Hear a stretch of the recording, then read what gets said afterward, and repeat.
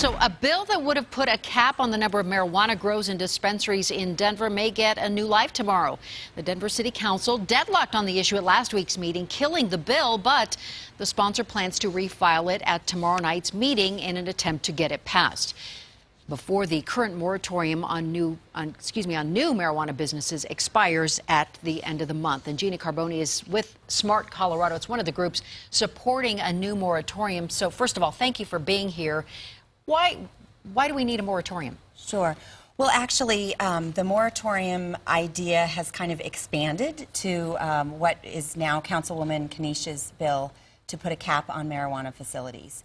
So there are parts of that proposal that we do like, and there are parts that are really not addressing community issues. And what are the community issues that concern your organization? Well, through this process, we've heard from a lot of neighborhoods who have come forward and said, look, we have enough marijuana shops, enough grows, enough marijuana businesses. In fact, there are over 1,000 marijuana businesses in Denver altogether, with 300, and I think the number is 37 right now, being licensed marijuana shops to sell the product. So a lot of these communities are saying, we are inundated already, and please don't add more, because that's part of what this proposal does, is it takes current applications and allows these new facilities to open up. And your concern is that a lot of these businesses are concentrated in certain neighborhoods. A lot of them are in minority neighborhoods. I mean, these people have come to City Council and told these members that they have to take 2 and 3 buses to just get fresh fruits and vegetables to go to a grocery store, yet marijuana shops are all over their neighborhood. And that's what they smell every day coming out of their houses. That's what the kids at Bruce Randolph School are smelling. In the city of Denver also, there are something like 47 schools that are within that 1,000-foot buffer zone of marijuana businesses. Tell us about your organization, SMART. I mean, you started as a group of moms because... Right. We started after Amendment 64 passed and realized that no one was really talking about how commercialized marijuana is going to affect kids. And that's really what we're concerned about, is how is this product affecting our kids, and are we putting in the policies and the guardrails necessary to keep kids away from this? Because the messages are very mixed for kids. And when these products are packaged and in stores and used by adults, the message to kids is that this is a harmless product. But in fact, we know that marijuana for the developing brain, for adolescents, can be very harmful, in fact. And this is a legal product. It's in Colorado. Not going away in Colorado. Right, correct. So what is it that, what do we all need to come to terms with as a community in trying to figure out how to make this work? Right. Well, the things that Smart Colorado has really been focused on are the commercialization.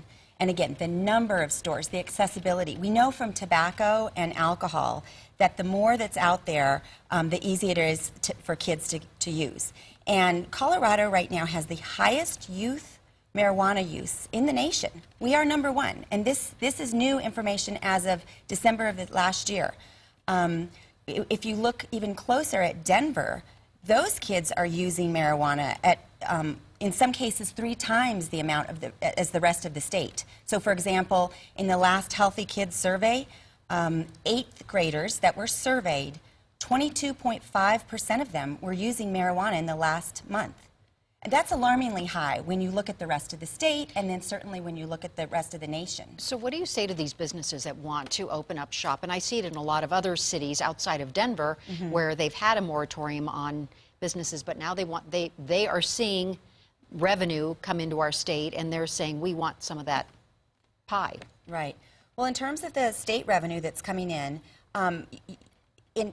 in the whole scheme of things, really the marijuana tax money is a drop in the bucket. It's less than 2% of what we bring into the state. So people need to, consider that when you're looking at the whole budget. The cost to our kids, with them using more, the addiction rate is much higher for kids. 1 in 6 kids typically it's the number that they say will get addicted. And most importantly, these products are very, very strong. This marijuana is incredibly different than, say, when I was in high school or college. It has gone from 4% THC up to Colorado's state average for flowers, the actual buds, is over 17% THC. And for concentrates, you're talking the average is 62%. But what do you say to those parents or families that say this is a parent-child issue, you know, keeping this out of their kids' hands or giving their kids the right message? What do you say to that? Sure, and that's true. And we need to educate adults as well to just let them know that, hey, this isn't the same product that it was 20 or 30 years ago. These products are very hard to recognize because you don't necessarily get the smell from it if someone's vaping or someone's using edibles. And so what we are hearing is that these products are coming into the schools. And school resource officers are having a hard time identifying it, but we know that our kids are using more than they used to be. And it's because of these kinds of products. I mean, it's in candy now, it's in drinks, it's in snacks, sodas, all these things. I mean, we have almost 300 edibles in Colorado for sale. So it really is a different product. So parents do have to become aware of this, and they do have to talk to their children. Policymakers do have to put sensible regulations and limitations on this product. And that goes toward the commercialization and how many stores we allow. Seattle, for example, has less than 30 marijuana shops in Seattle. Interesting. We have you know, over 330. Well, we definitely have growing pains, that's for sure. Gina Carbone, thank you so much for coming in and talking to us about your organization and your efforts. We appreciate it. Thank you. We'll be right back.